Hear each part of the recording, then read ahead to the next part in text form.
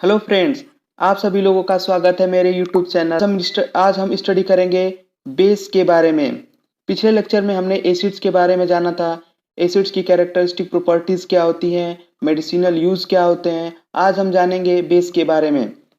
चलिए फ्रेंड्स, तो हम फार्मास्यूटिकल केमिस्ट्री फर्स्ट में बेस के बारे में जानकारी प्राप्त करेंगे। बेस एल्केली, बेस को एल्केली भी कहा जाता है। बेस आर दो substances which provide the hydroxide ion यानी OH negative ion in the aqueous solution.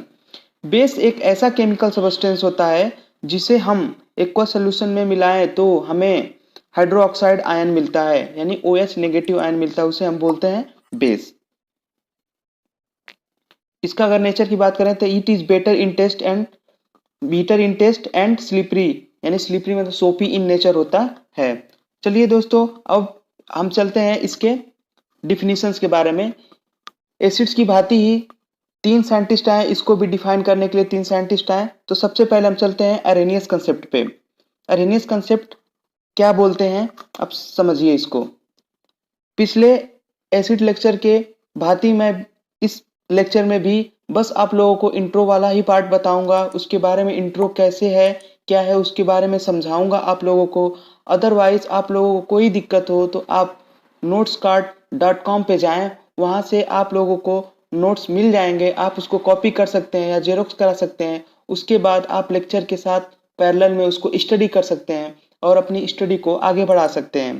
तो चलिए फ्रेंड्स, मैं आप लोगों को समझा देता हूं, आप वहां से नोट्स कॉपी कर लें और आगे अपनी स्टडी को चालू रखें। चलिए फ्रेंड्स, तो अरेनियस कंसेप्ट के अकॉर्डिंग हम स्टडी करते हैं। According to Arrhenius concept, base वह सबस्टेंस होते हैं जो कि हाइड्रोक्साइड आयन प्रोवाइड कराते हैं इन एक्वस सॉल्यूशन, यानी कि according to this concept those substances which produces free hydroxide ion OH negative ion in an aqueous solution are called base. उसे हम क्या बोलते हैं, बेस। यानी अरेनियस कंसेप्ट के अकॉर्डिंग बेस वह सबस्टेंस होते हैं जो कि किसी भी एक्वस सॉल्यूशन में हाइड्रोक्साइड आयन प्रोवाइड कराते हैं, उसे हम बोलते हैं बेस। अगर एग्जाम्पल की बात करें तो friends NaOH, KOH, CaOH whole twice, ये सब इसके एग्जाम्पल हैं और उनके अकॉर्डिंग एक रिएक्शंस भी दी गई है। तो रिएक्शंस के बारे में जान लेते हैं। NaOH को जब हम H2O के साथ रिएक्शन कराते हैं तो Na पॉजिटिव हमें अलग मिलता है और OH नेगेटिव आयन हमें अलग मिलता है, जिससे यह प्रूव होता है कि यह OH नेगेटिव आयन फ्री हो गया है और यह एक बेस की तरह काम करेगा। आगे बढ़ते हैं दोस्तों, तो आगे देखेंगे ब्रोंस्टेड-लॉरी कंसेप्ट। ब्रोंस्टेड-लॉरी कंसेप्ट के अकॉर्डिंग मैंने एसिड में भी आप लोगों को बताया था यह एक प्रोटोनिक कंसेप्ट है। इसमें भी आप लोगों को यही बताऊंगा कि यह एक प्रोटोनिक कंसेप्ट है। बस इसमें क्या होता है, उसमें प्रोटॉन रिलीज करने की टेंडेंसी होती है, इसमें प्रोटॉन को एक्सेप्ट करने की टेंडेंसी होती है। तो समझिए friends, according to this concept those substance which have tendency to accept the proton H plus ion by any method in any solvent are called bases. यानी बेस एक ऐसा सबस्टेंस होता है जो कि प्रोटॉन को एक्सेप्ट कर सकता है, अपने पास प्रोटॉन को रख सकता है, उसे ही हम क्या बोलते हैं, बेस बोलते हैं।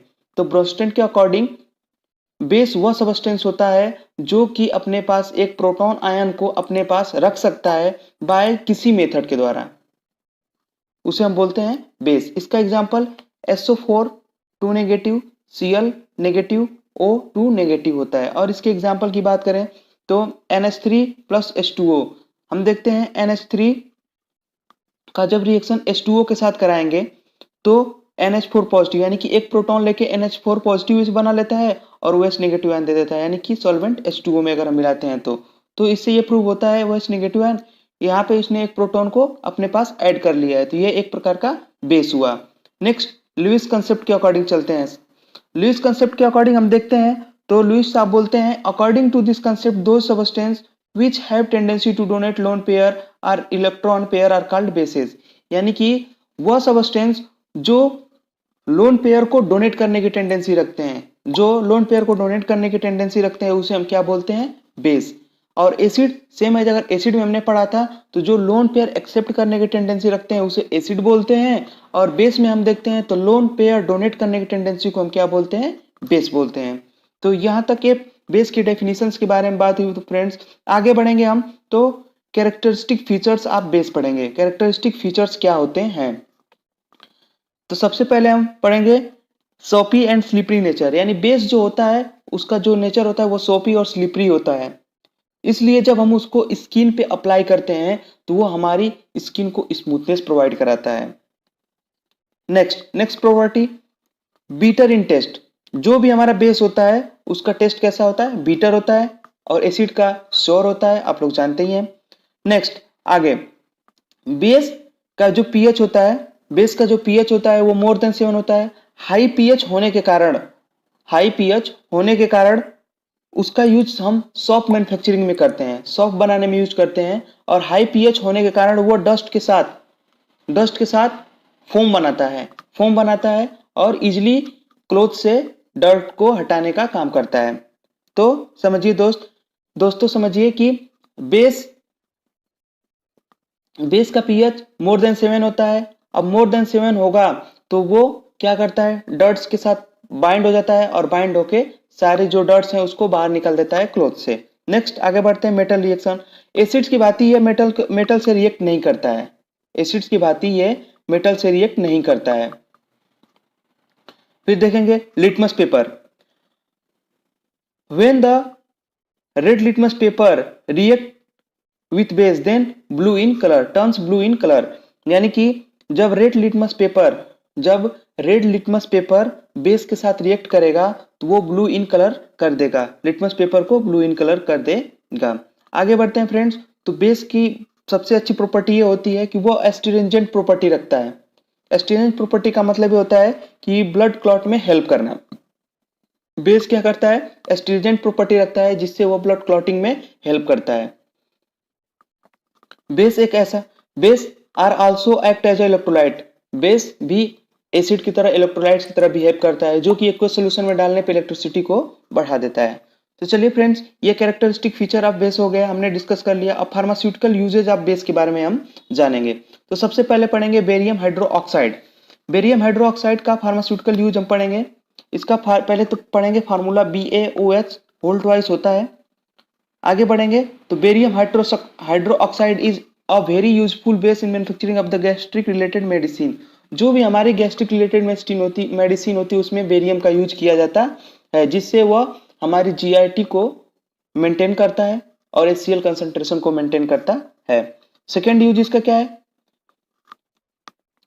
बेरियम हाइड्रोक्साइड का हाईली बेसिक होने के कारण इसका हम यूज करते हैं एनिमा जेल बनाने में। एनिमा जेल आप लोगों ने नाम सुना होगा, enema gel as a laxative की तरह काम करता है।